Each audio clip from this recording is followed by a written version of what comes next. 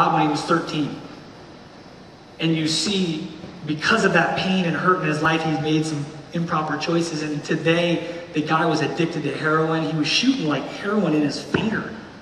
I mean, it was just, it was so sad. And then this young girl, parents got divorced when she was 4. Both parents, alcoholics to this day. And she basically, her life consists of not wanting to live and drinking herself drunk every single day, to the point now, if she would not drink, she'd get the shakes, she'd get the shivers, start vomiting. She's completely dependent upon that alcohol. Now what they do in this TV show is eventually they have this, they call it an intervention, where they basically, I didn't see the rest of it, but apparently they go into the home and they basically force them into like rehab, or there's a true intervention. And they're saying, get away from me, no. And is that us? The haters? Maybe you're one. I was a hater. I was a hater of Jesus. Why? Because he was saying, dude, like, what you're doing right now is sin. It's sin. It's going to kill you. That I have a better plan for you. Whatever. Tell someone else. I'm going to live my life. I'm 18 now. I can make my own choices. Is that you? Certainly was me. I was a hater. Because I didn't understand God's heart. See, I had a false judgment of God because I didn't know his heart. I thought he was a big party pooper. No. He was a loving dad that wanted the best for me. Now, verse 8 here, let me just throw this in. It's something that jumped off the screen to me. It says, you go up to the feast, I'm not yet going. Notice that his brothers were non-believers, but they were keeping the religious ritual. How many of us, I'm going to church on Sunday. I don't really believe in Jesus. I really don't want to follow him. I really don't want to grow in my life. I really don't want to turn from my sin. But you know what? I want to feel good about myself and be religious, so I'm going to show up on a Sunday. I'm going to go do this.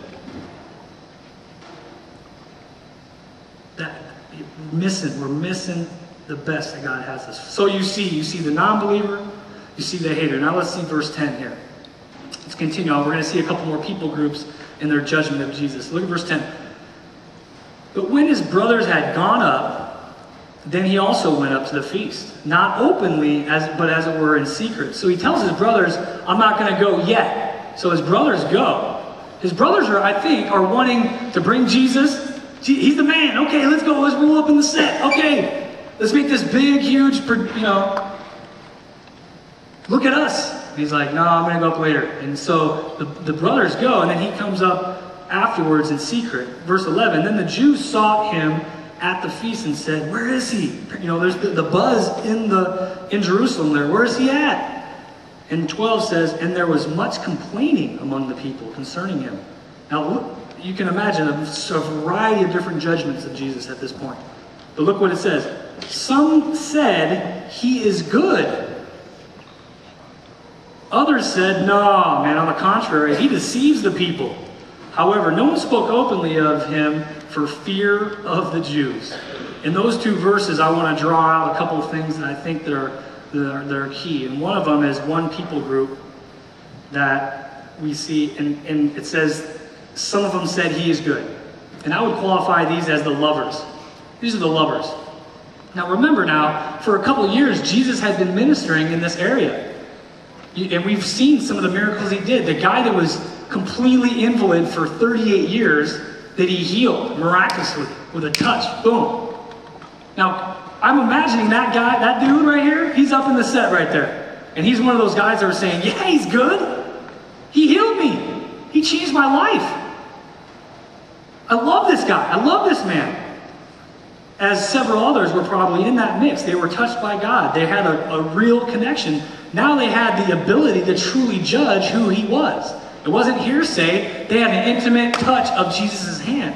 So they say, man, he's good. I love him. No different than the story of the sinning woman in Luke 7. Turn there with me, where you will see, and I'm imagining this woman here is in this group. Her judgment of Jesus, I love him. Luke 7, great text. Luke 7, we're going to start in verse 36. Lovers of Jesus. Are you a lover of Jesus? Can you identify with this woman right here? Luke 7:36. Then one of the Pharisees asked him, Jesus, to eat with him. All right, man, come over and let's kick it. Let's grow. He went to the Pharisee's house. Now, a Pharisee, again, is a Jewish leader. He's like a religious guy. He's one to probably come check out, what's this guy all about? I've been hearing about him. Let's see what he's all about. He sat down to eat. In verse 37, and behold, a woman in the city who was a sinner, when she knew that Jesus sat at the table in Pharisee's house, brought an alabaster flask of fragrant oil. Now, in another translation, it says that she was basically the town harlot, this woman here. Verse 38, and he stood at his feet. This woman stood at his feet behind him, weeping. Look at that repentance right there, crying. And she began to wash his feet with her tears and wiped them with the hair of her head. And she kissed his feet and anointed them with the fragrant oil. Now, when the Pharisee who had invited him saw this, he spoke to himself. He wasn't bold enough to bring it real, right? He speaks to himself, saying, this man, if he was really a prophet, he'd know what manner of woman this is who's touching him, for she is a sinner. Verse 40. Jesus answered, I love it, and said to him, Simon, I got something to say to you. Remember now, Jesus is God. He's all-knowing. You know, he's having these thoughts in his head. Jesus, you might as well just be talking them out loud because he knows what's going down, right? Verse 40, Jesus answered and said to him, Simon, I got something to say to you, man. So he said, teacher, say it. And here it is, verse 41. There was a certain creditor who had two debtors. One owed 500 denarii, the other 50. And when they had nothing with which to repay, he freely forgave them both.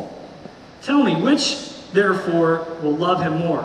Now that's basically, okay, you have this big, huge credit card debt that is, you know, you've maxed out your cards. You got 25 grand in debt. You know, another guy had, $5,000. And the creditor just called him out of the blue and was like, yo, Chase called you, whatever, I don't know, Bank of America. Hey, by the way, dude, don't worry about paying us back. It's all good. You're like, yeah, can I get one of those calls, right? That's the call, basically. And that's the story he's saying. Simon answered, verse 43, he said, well, I suppose the one he forgave more. The guy that just got the call from Chase and he had 25 grand stacked up, I imagine that guy's going to be more stoked than the one with 5 grand in debt, right? And he said to him, you have rightly judged. And you figured that one out. Then he turned to the woman and said to Simon. So he turns to the woman that's basically just weeping at his feet, that is wiping his feet, that is just worshiping him, just has a full heart of repentance. Turns to her, but he's talking to Simon. Do you see this woman? I entered your house. You gave me no water for my feet, but she's washed my feet with her tears and wiped them with the hair of her head. Man, you gave me no kiss, but this woman has not ceased to kiss my feet since the time I came in. You did not anoint my head with oil, but this woman has anointed my feet with fragrant oil. Therefore, I say to you, her sins, which are many, are forgiven, for she loved much. But to whom little is forgiven, the same loves little. Wow. That's what I'm talking about. That's a woman who is in love with Jesus. She's not just like a believer. She's not a skeptic. She's not a hater. This woman loves Jesus. She was the town harlot that everybody just pointed their fingers at and spit on and looked down upon. But Jesus forgave her, touched her, changed her life.